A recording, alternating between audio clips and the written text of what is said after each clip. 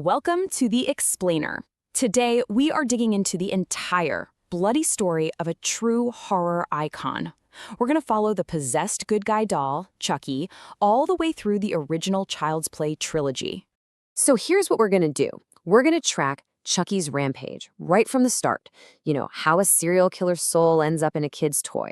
And then we'll follow that trail of, plastic and blood right across the whole original trilogy. All right, let's dive in. Okay, so our story doesn't kick off in a kid's playroom. Nope, it starts on the gritty streets of Chicago with a pretty infamous fugitive serial killer. His name, Charles Lee Ray, but most people knew him as the Lakeshore Strangler. So picture this. Charles Lee Ray is cornered by the cops. He's bleeding out on the floor of a toy store. This is it for him. So what does he do? He turns to his, let's call it a dark hobby, voodoo.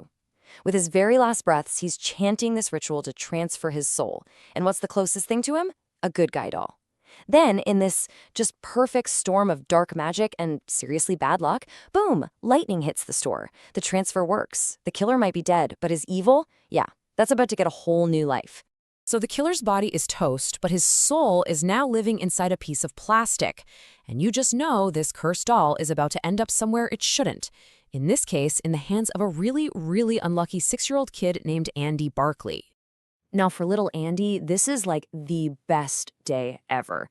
His mom pulls it off and gets him the one toy he's been dying for. It's this perfect little picture of childhood innocence, right? But of course, we know what's really going on. Andy thinks his new buddy Chucky is just a cool talking doll, but what he's actually done is welcome an absolute monster into his house. And this is where it gets interesting. Chucky, in this moment of pure arrogance, tells Andy his real name, Charles Lee Ray. Big mistake. By doing that, he accidentally triggers the main rule of this whole voodoo curse.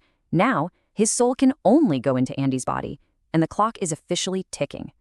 The longer he stays a doll, the more human he becomes, and that means he's way more vulnerable. And the nightmare kicks off almost right away. His babysitter takes a nasty fall out of the apartment window. And who does Andy blame? He tells everyone Chucky did it. And, you can guess how that goes over. Nobody believes him. As more people start turning up dead, Andy's the only one who knows the truth, so everyone just thinks he's this deeply troubled kid. Eventually, they even send him to a psychiatric hospital. But then we get this huge turning point. Andy's mom, Karen, is just cleaning up, and she finds the box the doll came in, and that's when she sees it. The batteries, the ones that are supposed to make Chucky talk, they're still in the packaging. And in that one horrifying moment, she finally gets it. Her son wasn't lying. He's been telling the truth this whole time. So everything comes down to this massive race against time. Chucky's got to finish that voodoo ritual and steal Andy's body before he's stuck as a doll forever. At the same time, you've got Andy's mom teaming up with the very same detective who took down Charles Lee Ray in the first place, and they are racing to have a final showdown with, a 2-foot-tall killing machine.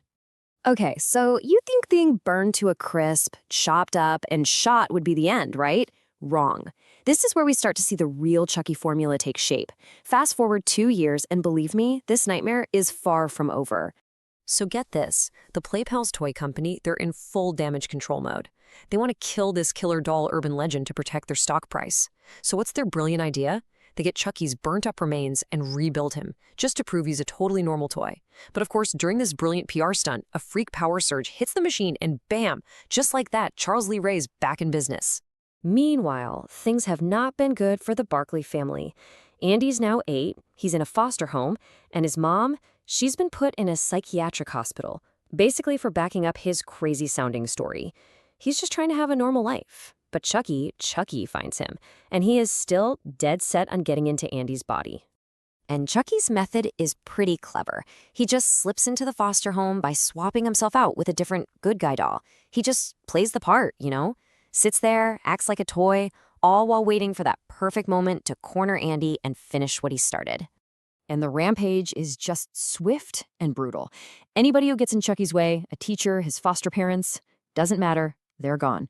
And all this chaos leads to this final, frantic chase that ends up, where else? The good guy doll factory. All right, time for another time jump. We're moving forward full 8 years now.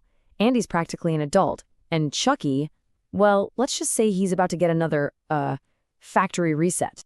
Andy is now 16 and he's at Kent Military School. And let me tell you, he is not the same scared kid from the first two movies. Not at all. He's tough, he's resourceful, but he's also clearly haunted by everything that's happened. It's a really great way to show how he's gone from this helpless victim to a real survivor. So how does Chucky come back this time? You're not going to believe it.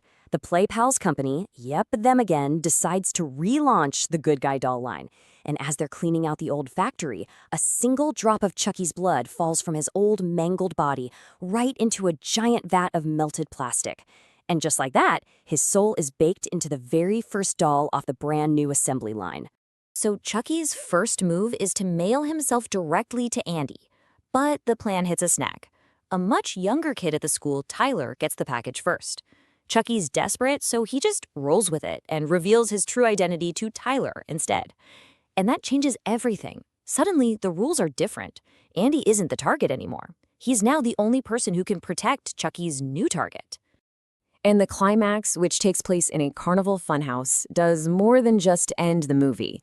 It really cements the formula that makes Chucky this unkillable horror icon. This is where you realize he isn't just a doll. He's this repeating cycle of pure terror. I mean, just look at this.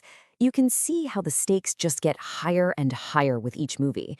The filmmakers really had to get creative to one-up the last ending. We go from a pretty standard gunshot to getting melted, then his head explodes, and finally he gets shredded by a giant fan. Chucky never ever goes down easy. And honestly, that's a huge part of the fun.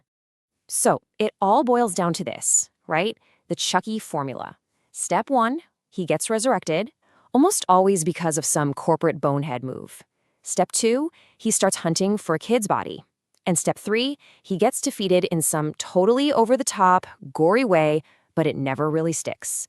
This whole cycle means that no matter how messed up he gets, the door is always open for him to come back. That's what makes him a truly immortal horror villain. Which, brings us to the big question. This character has survived sequels, reboots, even a whole TV show. So what is it? What is it about this foul-mouthed killer doll from the 80s that gives him such insane staying power? Maybe the answer is right there in that simple, totally chilling line. It's taking childhood innocence and twisting it into something awful. It taps into this really deep, primal fear. What if the very things that are supposed to be safe and comforting are actually out to get you? And that, right there, is the terrifying genius of Chucky.